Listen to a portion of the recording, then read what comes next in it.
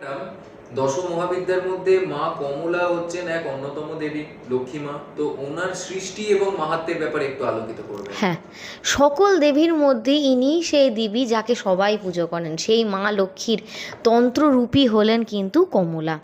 সমুদ্র মন্থনের সময় চতুর্দশ রত্নের মধ্যে উঠে আসেন শ্বেতবসনা এক অপরূপা নারী, তিনি হলেন কমলা অর্থাৎ লক্ষ্মী।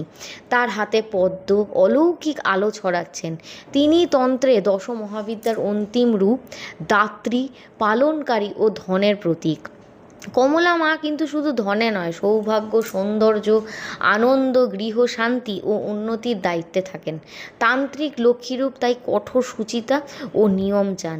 তারাই পুজো করবেন যারা ব্যবসায়ী, গৃহিণী, চাকুরিজীবী, যারা ধন, সাফল্য, গৃহ শান্তি চান। তারা করবেন না যারা ভোগাচ্ছন্ন, পাপ পথে ধন চাইছেন, অহংকারী, দান বিরোধী ব্যক্তি, তারা কিন্তু অবশ্যই এই সাধনা থেকে বিরত থাকাই ভালো। এই সাধনার নিয়ম হচ্ছে শুক্রবার সকালে শুদ্ধ বসন পরে ঘৃতের প্রদীপ ঘিয়ের প্রদীপ জ্বালে তন্ত্র মতে উনার পুজো করতে হয়। অবশ্যই গুরু ব্যতীত না করাই ভালো। বাড়ি পরিচ্ছন্ন সাদা বা লাল পদ্ম দিয়ে পুজো করা উচিত। ভুল করলে যে বিপদ হবে, অর্থে ক্ষতি হবে, বাড়িতে অলক্ষ্মীর বাস হবে, এছাড়াও চাকরি বা ব্যবসায় কিন্তু পতন, সৌভাগ্য বদলে একদম কিন্তু দুর্ভাগ্যে কিন্তু রূপান্তর হয়ে যাবে। তো কমলা দেবী আমাদেরকে দয়া করেন শুধুমাত্র শুদ্ধ আচরণ আর সত্য পথে, অন্যথায় দেবী কিন্তু পরিণত হন একদমই অলক্ষ্মীতে।